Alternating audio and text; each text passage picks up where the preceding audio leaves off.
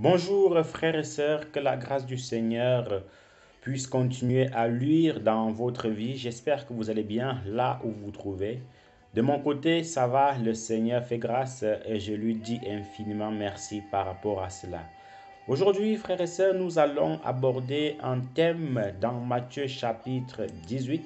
Matthieu chapitre 18, le verset 21 au verset 35.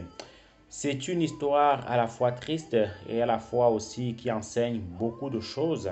Donc ensemble, nous allons la parcourir.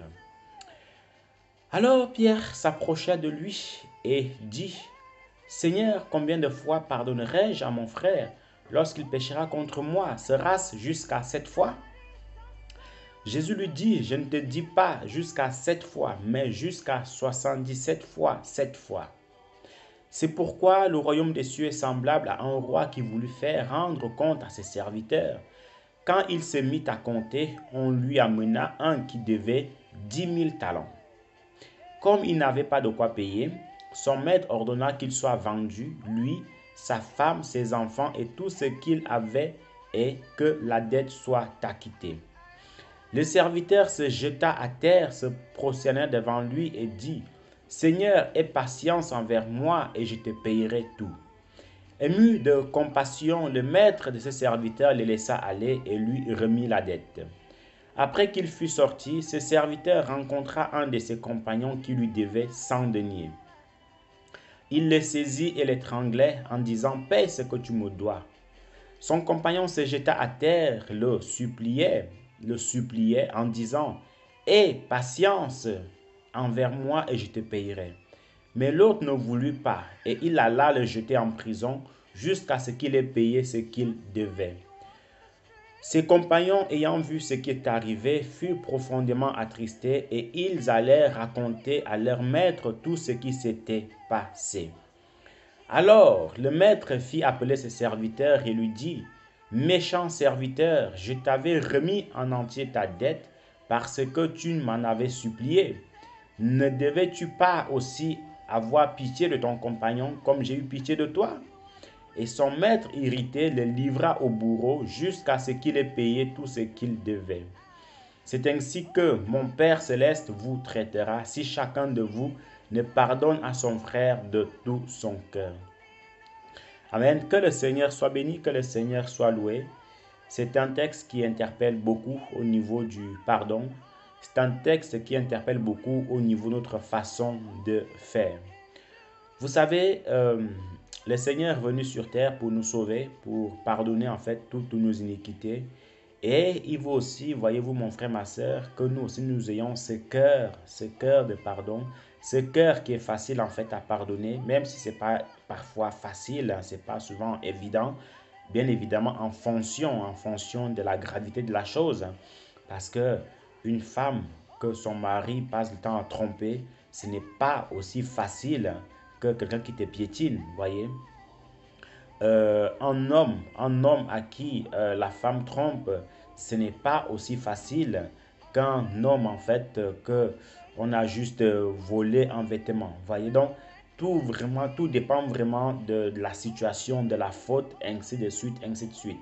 Et en fonction de la faute, la situation sera gravissime ou pas. Mais toujours est-il ce que le Seigneur nous dit que peu importe ce qui s'est passé, peu importe ce qu'il y a, nous devons pardonner. Nous devons pardonner. C'est pour cela, frères et sœurs, nous devons beaucoup supplier le Seigneur pour qu'on ait son cœur, pour qu'on ait ce cœur qui pardonne, pour qu'on ait ce cœur-là tendre, pour qu'on ait ce cœur-là d'amour. C'est pas évident, c'est pas évident. C'est pour ça que le Seigneur va mettre la barre très très haute en disant que Pierre, ce n'est pas 7 fois, mais c'est 77 fois fois 7. C'est énorme. Donc en gros, tu devras toujours pardonner. Parfois même en une journée. C'est pas évident, c'est pas du tout évident de que aujourd'hui quelqu'un nous fait du mal à 10 h, il vient encore à 11 h, il nous fait encore à midi, il nous fait encore à 14 h, il nous fait encore, ainsi de suite, ainsi de suite. Ce n'est pas évident de pardonner une telle personne et de passer outre. Mais le Seigneur nous dit de toujours pardonner. Donc, mon frère, ma soeur, il est très important de demander, de prier le Seigneur pour avoir ce cœur de pardon, pour avoir ce cœur d'apaisement, pour avoir vraiment en fait ce cœur qui dépasse l'entendement au niveau du pardon, pour avoir ce cœur vraiment qui va au-delà de ce que l'entendement humain attend. C'est pas évident, je suis d'accord avec vous, c'est pas du tout évident que quand quelqu'un vous humilie, on te dit de lui pardonner. Quand quelqu'un en fait trahit votre confiance, je peux comprendre, c'est pas du tout évident. Quand quelqu'un dépasse les bornes, c'est pas évident. En fait, quand les gens, voilà, comme on dit, poussent le bouchon trop loin, c'est pas du tout évident. Mais le Seigneur nous dit de pardonner.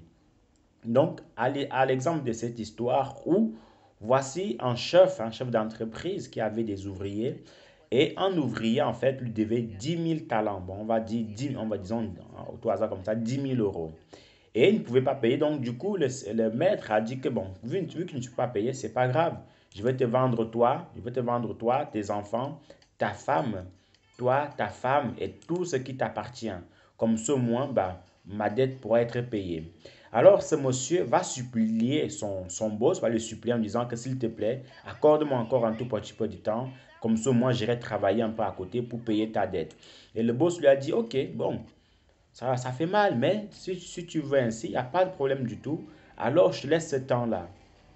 Et voilà, je ne sais pas si vous en rendez compte, vous devez 10 000 euros, 100 000 euros, 1 million à quelqu'un, il vous fait la grâce que, ok, voilà, je devais tout te vendre, je devais te vendre toi, ta maison, tes enfants, tout ce qui t'appartient, mais parce que tu m'as supplié, parce que j'ai vu ta sincérité, alors je te laisse, alors je te laisse.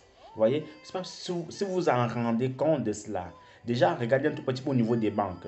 Quand vous devez de l'argent à la banque et vous n'avez pas d'argent, il y a déjà des intérêts, il y a déjà des arriérés, sans compter les lettres qui s'en suivent.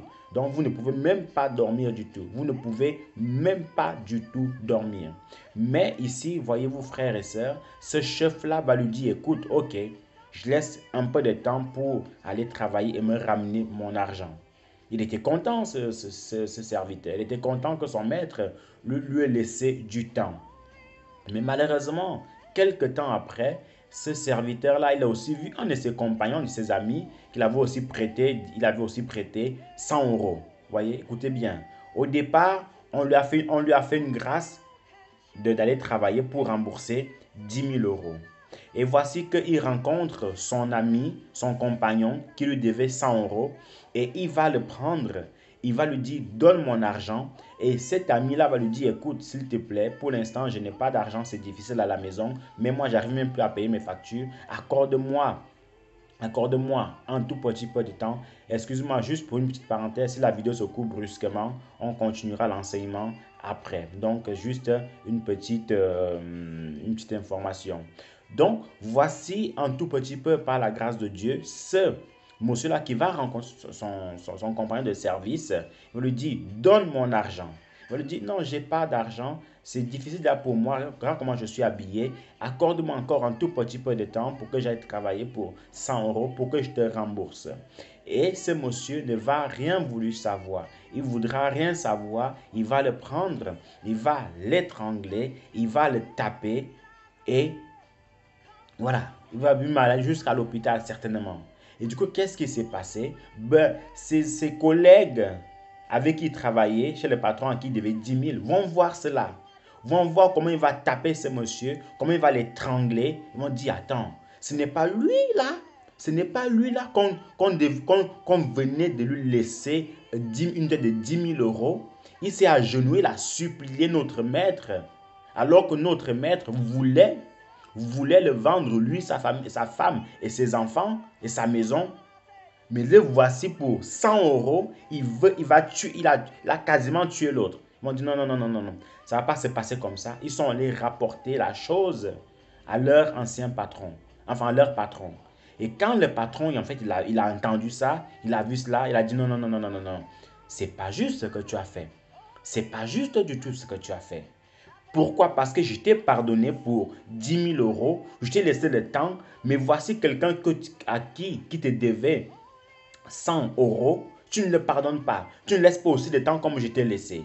Alors il va se fâcher, il va dire, alors prenez ce serviteur-là, mettez-le en prison.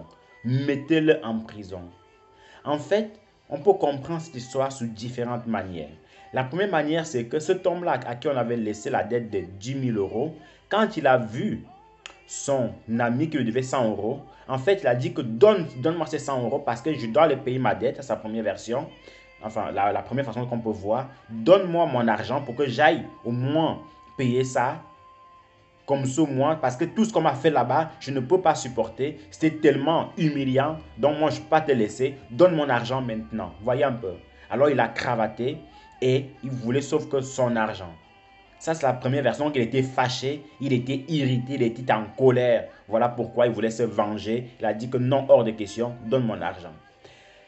L'autre façon qu'on peut voir la chose, c'est que ce monsieur pouvait juste dire que, ok, voici mon ami que j'ai trouvé, mon ancien collègue, qui me devait aussi de l'argent. Il n'a pas maintenant, mais le jour, je le laisse aussi comme on m'a fait. Alors, comme on m'a pardonné, on m'a laissé du temps. Moi aussi, je dois lui laisser du temps.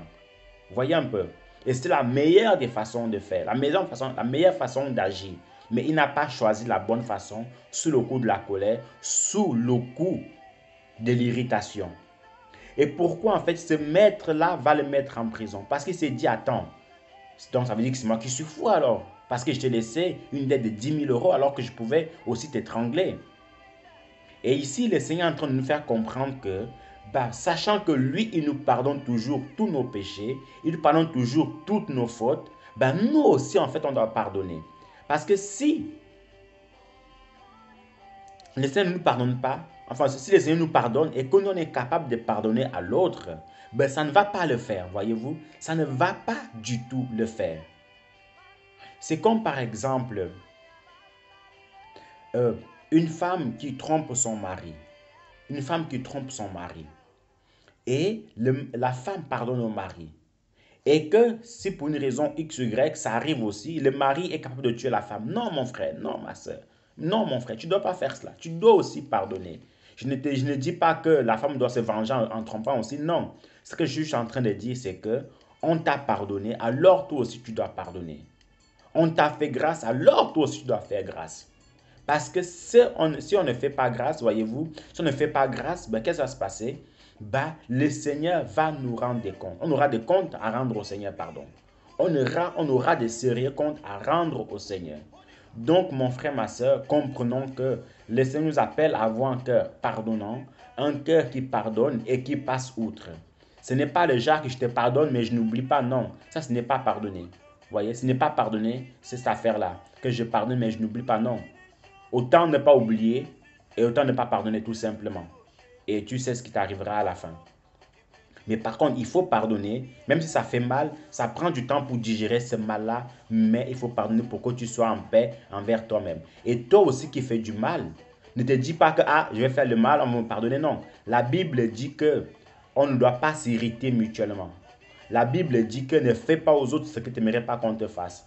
Si tu ne veux pas qu'on te trompe, ne trompe pas non plus. Si tu